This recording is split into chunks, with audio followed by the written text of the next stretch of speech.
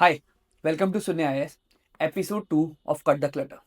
Here, we'll talk about 90 days revision cycle.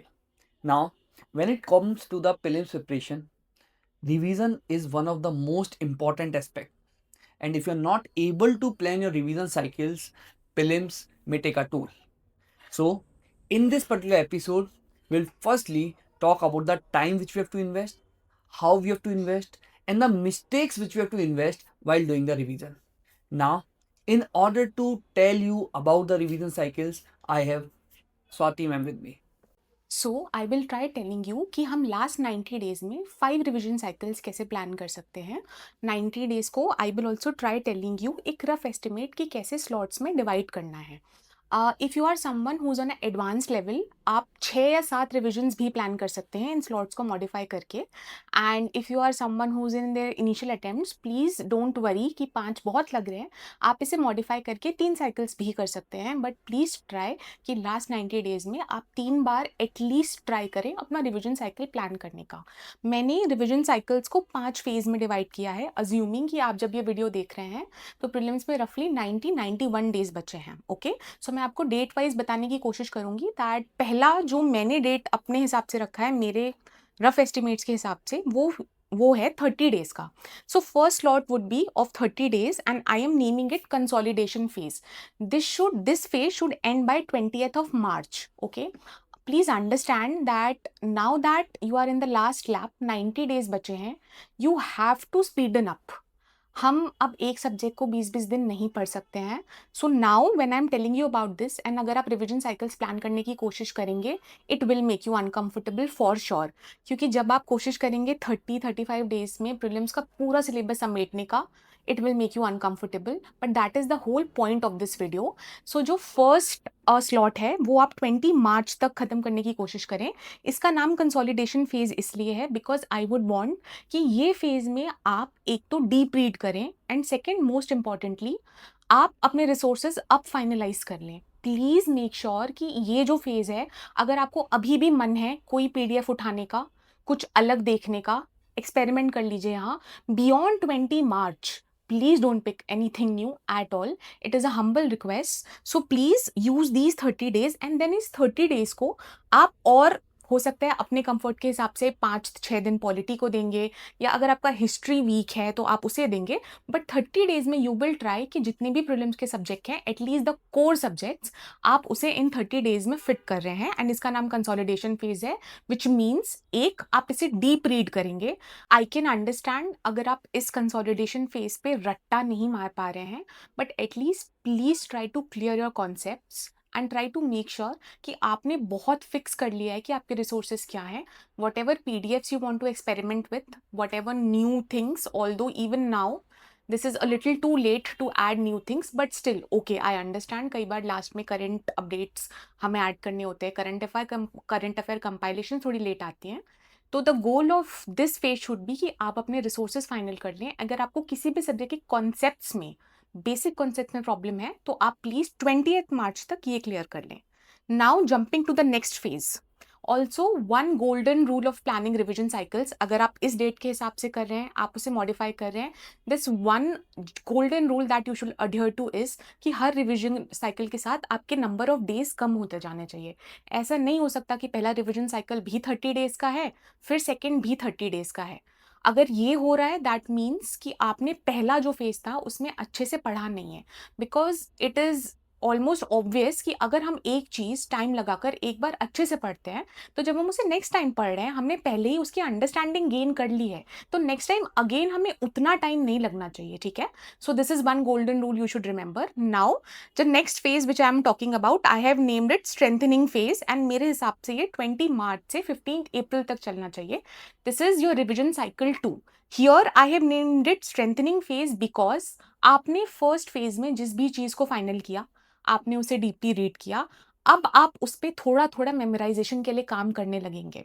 One thing I would want to tell you which I have learn from my experience, you can read a book 100 times and still not memorize it until and unless आप consciously try कर रहे हैं।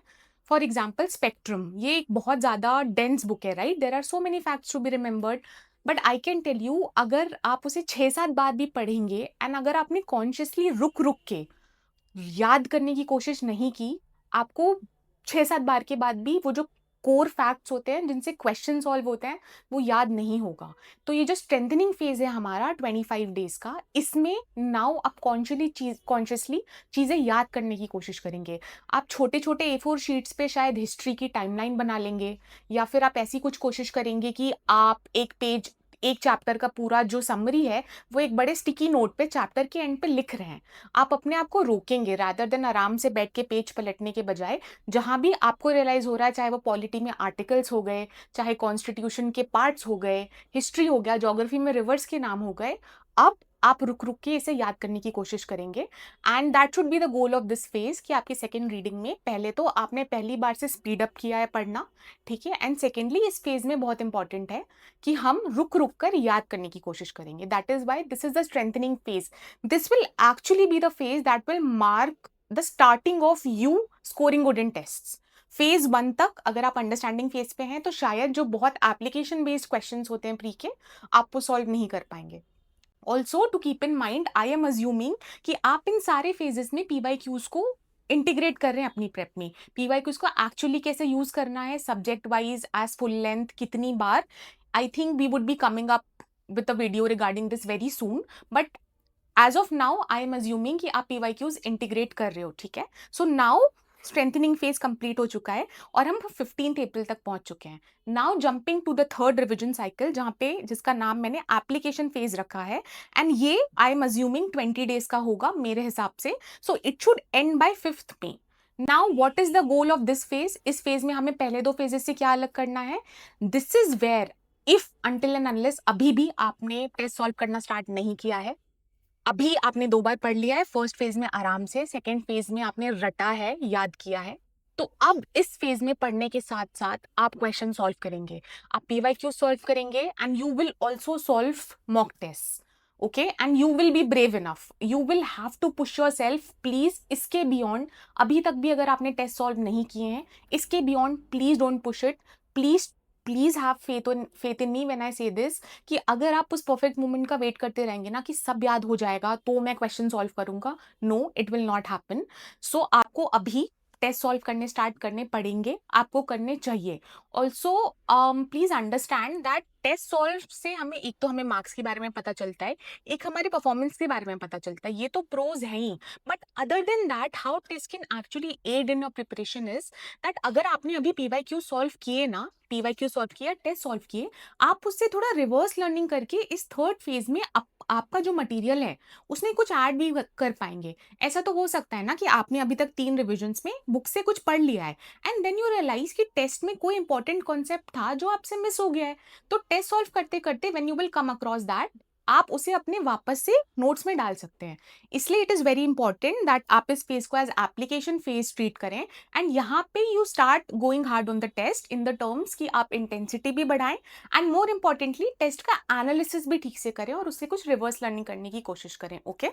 सो now we have reached until May, okay. Now the third phase, अभी तक हमने first phase 30 days का रखा है, नेक्स्ट 25 डेज का रखा है, थर्ड 20 डेज का रखा है, एंड अब हम 5 मई तक पहुंच चुके हैं, एंड आपके 3 रिविजन्स कंप्लीट हो चुके हैं। नाउ प्लीज अंडरस्टैंड कि इसके बाद जो मैंने 2 रिविजन साइकिल्स रखे हैं, फोर्थ का नाम मैंने रखा है हाई इंटेंसिटी फेज, एंड इसके लिए मैंने 10 दिन अलॉट किए हैं। Although I did tell you कि आप इसे बिल्कुल अपने हिसाब से थोड़ा मॉडिफाई कर सकते हैं, आप किसी फेजेस से थोड़े डेज माइनस करके मे बी 20-10 की जगह 15-15 डिवाइड कर सकते हैं, but also I know that as you would hear कि 10 दिन में रिविजन करना है, it will again make you feel uncomfortable, but think about it, हमारे पास अब प्रीलिम्स में रफली 20 डेज बचे हैं या 15 डेज बचे हैं, right?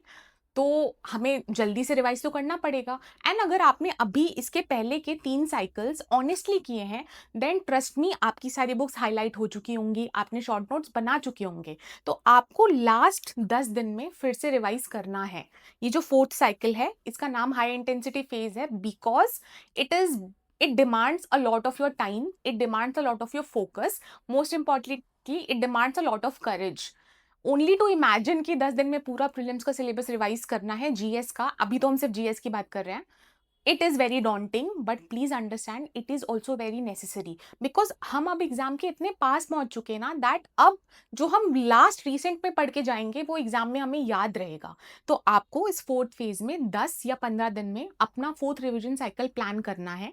Also the good thing about this phase is कि अब तक कोई न्यू मटेरियल सब आप नहीं उठा रहे होंगे, आपने टेस्ट भी सॉल्व कर लिए होंगे, तो आपने उससे जो रिवर्स लर्निंग की है वो भी आपने कंसोलिडेशन कर लिया होगा अपने नोट्स में मिला के। तो आई एम अज्यूमिंग कि अब आपके पास आपके जो नोट्स हैं, जो सोर्सेस हैं, वो बहुत कंसोलिडेटेड होंगे। तो ये परेशान होने की तो ज़रूरत नहीं है कि अब इतने सारे रिसोर्सेज कैसे करेंगे। पहले के 3 फेजेस का गोल ही यही था कि हर रिविजन साइकिल के साथ हम अपने जो नोट्स हैं वो कम करते जाएं, हाथ से लिखें, उसे कंसोलिडेट कर लें। तो अभी आई एम अज्यूमिंग आपके पास हर सब्जेक्ट के एकदम कंसोलिडेटेड नोट्स होंगे। And also now this is very close to prelims, तो आप जो नंबर ऑफ आवर्स डाल रहे होंगे, आप जितने एफर्ट्स डाल रहे होंगे वो भी काफ़ी इंटेंस होंगे।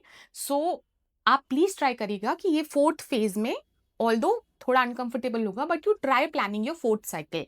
And if you do it this way, now you have reached almost 15th May, the exam is very close. And इससे पहले के फेज का नाम था हाई इंटेंसिटी, बट नाउ मैंने लास्ट फेज का नाम रखा है cooling and control phase. I have given prelims multiple times, and I can relate to how you would be feeling in this phase. You would be anxious. आपको ऐसा लग रहा होगा आपने कुछ भी नहीं पढ़ा है अभी तक। And I just want to assure you that this happens with the best of us. Even if someone has cleared prelims multiple times, even if someone has not cleared prelims एक भी बार, even if someone is giving this exam for rank improvement, prelims is one such exam that is bound to make the best of us feel uncomfortable. Okay, so in order to actually calm down, जो आपको मेहनत करनी थी आपने अभी तक कर ली है। अब this phase has to be cooling and controlling. Cooling because you have to assure yourself every day कि मैंने पढ़ा है. You have to pat your own back. Nobody else is going to do for it. And control because every day, apart from again trying to revise everything, you have to keep a balance in terms of your schedule. So the last phase, मुझे पता है that mostly people actually बहुत ज़्यादा increase कर लेते हैं अपनी intensity last phases में, but मुझे ऐसा लगता है last का जो एक week है, this is where you should try to actually reduce the intensity of study and rather focus on keeping आपका mental peace अच्छा. You should keep on focus on sleeping properly and revising what you have already done. There are few portions of some subjects जो अभी तक आपने कितनी भी कोशिश की होगी शायद आप उसे अच्छा नहीं कर पाए होंगे, and that is okay. I will give you an example. Geography के कुछ ऐसे पोर्शंस थे, नो मैटर मैं उसे कितना पढ़ती थी, at the end of the day मुझे वो ठीक से याद नहीं हो पाते थे। So in this phase what you should not be doing is, अगर कोई पार्ट आपको बार बार परेशान किया है सिलेबस का, अनदर एग्जाम्पल जो बहुत सारे स्टूडेंट के साथ मेरा डिस्कशन होता है इज मॉडर्न हिस्ट्री का जो इनिशियल फेज होता है जो 1757 से 1857 का होता है। Even that phase makes a lot of people uncomfortable क्योंकि we have to memorise a lot there. अभी तक आपने एक्सपेरिमेंट और कोशिश कर ली होगी, बट इवन अभी तक आके भी अगर if there is some part of any syllabus जो आपको बहुत बॉदर कर रहा है जीएस का and you have not been able to do it, please don't over think about it. Don't think कि पूरे 100 क्वेश्चंस वहीं से आएंगे। These are the random and anxious thought जो हमें ऐसा लगता है कि मैंने जो छोड़ा है वहीं से सब आएगा, but this is where I am talking about control. You have to control your self from over thinking. I know easier said than done, but please try doing it. And अब आप वही सब्जेक्ट्स कवर करें जहाँ पे एक या तो आपने फैक्ट शीट बना ली है ताकि एकदम रिसेंट मेमोरी हो, या फिर वो जो सब्जेक्ट्स आपके अच्छे हैं rather than actually trying to do too much जो आपका अच्छा नहीं है। ठीक है, so overall I have talked about 5 revision cycles. The goal of this video actually was not exactly to tell you कि डे स्लॉट क्या है, वो मैंने रफ एस्टिमेट दिया है, but to actually tell you कि रिविजन साइकिल्स प्लान करने कैसे हैं, अपनी स्ट्रेंथ्स कैसे जाननी है, अपनी वीकनेस कैसे जाननी है, और कौन से रफ फेज का क्या गोल होना चाहिए। I have told you again and again in this video, again I'm telling you, as per your own convenience, आप जिस स्टेज पे हैं आप मॉडिफाई कर लें रिविजन साइकिल्स, आप नंबर भी मॉडिफाई कर सकते हैं। I am not going to say कि नहीं 6-7 ही करिए या 2 ही करिए, what ever suits you, but please plan it. आप रिवर्स में प्लान करिए, जैसे मैंने लास्ट स्लॉट 5 दिन का रखा था, तो आप 23rd में से पिछले 5 दिन रिवर्स में प्लान करिए, फिर उसके बाद 10 डेज, उसके बाद 20 days. If at the beginning of 90 days you know कि आप प्री के 5 दिन पहले क्या कर रहे होंगे, आपका सेकेंड रिविजन साइकिल कब हो रहा होगा ना, तो it will bring a sense of काम। हम एंग्शियस तब होने लगते हैं जब हम रैंडमली एक दिन सुबह उठ के सोचते हैं कि आज क्या पढ़ना है। So please understand that last 90 days of prelims is not something where you get up every day and then think आज क्या करना है। You should actually know. Plans flexible होते हैं, ठीक है, आप एक प्लान बनाएंगे, हो सकता है उसमें 5-10% का चेंज करना पड़ेगा, that is okay, that is completely fine. But एकदम रैंडमली हम अपना टाइम इन्वेस्ट नहीं कर सकते। So please take a moment, sit for a while, सारे सब्जेक्ट्स के नाम लिखिए, सारे सोर्सेज के नाम लिखिए, आपको जो करने, इनफैक्ट जब आप ये लिखेंगे ना तभी से आप अनकंफर्टेबल फील करने लगेंगे, क्योंकि कभी कभी हमें आइडिया नहीं होता। मैं तो एकदम नंबर ऑफ पेजेस कैलकुलेट करती थी कि एक्चुअली इतने पेजेस हैं जो मुझे पूरे प्रीलिम्स के लिए पढ़ने हैं। फिर मैं उसे डिवाइड करती थी छोटे छोटे स्लॉट्स में, छोटे छोटे वीक्स में। प्लानिंग अलग अलग मेथड हो सकता है, बट प्लान करना बहुत इंपॉर्टेंट है। अदरवाइज जैसे जैसे एग्जाम पास आएगा you will have scary thoughts, and आपका जो एकेडमिक मेहनत है अनफॉर्चुनेटली वो आपके मेंटल एंजाइटी की वजह से शायद ओवरशैडो हो जाएगा। So my goal in this video was to actually tell you that please plan. I have given you a method of how can you plan. That was all from my side. Also in the description you will find a Telegram link where you will find a PDF of a 90-day prelims counter that we have designed for you. You can download that PDF and you can actually plan your revision cycles using that. You will also find a few more important links and descriptions, और description में आपको थोड़े और important links और videos मिल जाएंगे, so that you can see. That is all from my side. I'll see you in the next video. Until then, take care.